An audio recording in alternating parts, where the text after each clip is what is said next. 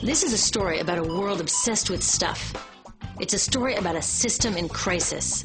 We're trashing the planet, we're trashing each other, and we're not even having fun. The good thing is that when we start to understand the system, we start to see lots of places to step in and turn these problems into solutions.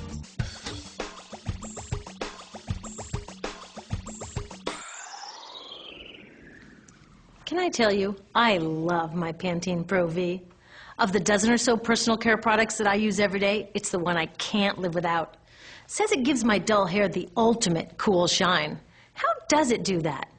I was wondering that while I was lathering it in my hair one day, so I read the ingredients right here. Sodium lauryl sulfate, tetrasodium EDTA, methyl isothiazolinone. What is this stuff? I took this list to some scientists who know how to read it. Turns out my Pantene contains a chemical linked to cancer. And lots of other products in my bathroom, from sunscreen to lipstick and even baby shampoo, also contain chemicals linked to cancer or other problems like learning disabilities, asthma, and even damaged sperm. Like most parents, I try to keep my family safe. But now I find out my bathroom is a minefield of toxins? What are we supposed to do? To find out the answers, we have to go back to one of the key features of our materials economy: toxics in, toxics out. If, at the factory, you pour toxic chemicals into a product, like baby shampoo, you're going to wind up with toxic baby shampoo. And toxics in workers, communities, and, babies. So let's take a closer look at this toxic outrage where it seeps into our lives every day, in the bathroom. The average woman in the U.S. uses about 12 personal care products daily. The average man, about 6. Each product containing a dozen or more chemicals. Less than 20% of chemicals in cosmetics have been assessed for safety by the industry's safety panel, so we just don't know what they do to us when we use them. Would you fly on an airline that only inspects 20% of its planes? Of course, not all of these chemicals are dangerous, but we know that many are. Some are carcinogens. That means that they can cause cancer. Others are neurotoxins and reproductive toxins, proven to mess up brain development and reproduction in animals. Wait a minute, we're animals too. It's like a giant experiment. We're using all these mystery chemicals and just waiting to see what happens. One thing we do know is that they're getting inside us. I had my body's toxicity levels tested, and I'm loaded with things like mercury, flame retardants, triclosan, and lead. We all are. Even babies are being born pre-polluted. Now, I know we can't live in a lead-free world, but do we have to put lead in our lipstick? I don't know. Maybe it's my fault. Maybe I just bought the wrong thing. At the store, the choices seem endless. I can get lipstick in 49 shades, or shampoo for hair that's too dry, oily, fine, limp, or frizzy. But what about the choices that really matter? Like the choice to buy products that are safe? It turns out the important decisions don't happen when I choose to take a product off the shelf. They happen when companies and governments decide what products should go on the shelves. So who are these companies? This is Procter & Gamble. They're the ones offering me Herbal Essences, the #2 shampoo in the country. It contains toxic petrochemicals made from oil. Since when is oil an herb? On cosmetics labels, words like herbal, natural, even organic have no legal definition. That means that anybody can put anything in a bottle and call it natural, and they do. I mean, can you imagine a top seller called Petro Essences? Gross.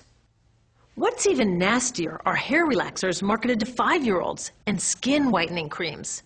These are super toxic, both in their ingredients and in the message they send about what beauty is.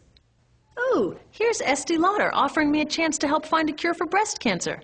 That's nice. But wait, they're also using chemicals linked to cancer. Don't you think the best way for Estee Lauder to fight cancer is to stop using those chemicals in the first place?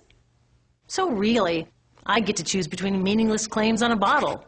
But these guys get the real choice about what goes into those bottles. And that happens back here, at the factories where they're formulated. Why do the makers of these products use all these toxics? Are they trying to poison us?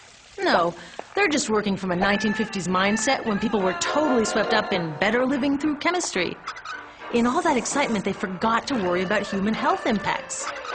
That was years ago, and they are still using these same old toxic chemicals. Today, big cosmetics companies say the doses of poison in their products are small enough to be harmless. Yeah, maybe if you use them once a year. I guess they never get out and see that their products are being used and combined with other products every day. A little toxic dose under your arms, a little more on your hair, on your lips.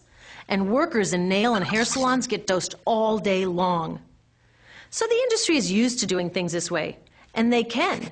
Because even now that scientists have linked the chemicals they're using to all sorts of problems, there are no laws to get rid of them.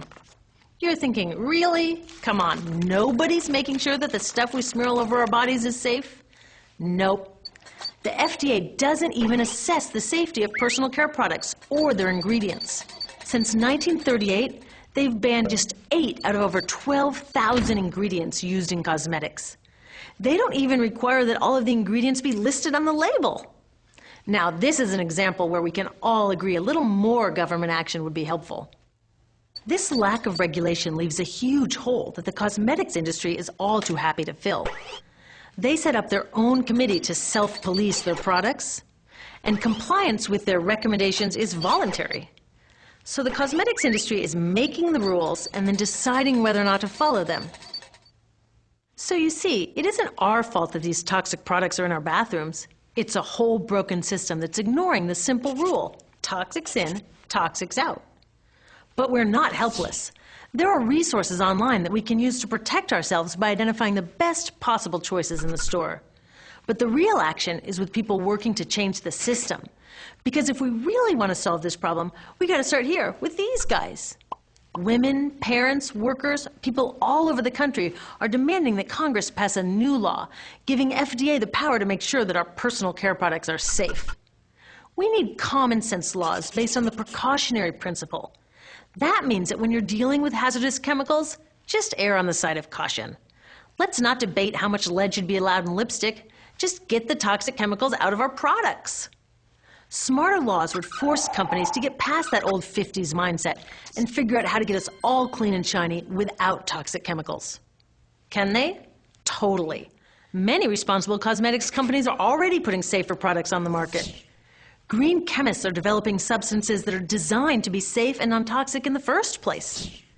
European governments have required the removal of many toxic chemicals, and companies have figured out how to comply. When cosmetics are reformulated to be safe and labeled honestly, then we can feel comfortable with the choices available at the store. We can choose bouncy hair or full hair, shiny lipstick or matte. We can even choose to feel beautiful without using 20 products. But we'll know that whatever we choose, the most important choice, the choice to be safe and healthy, has already been made.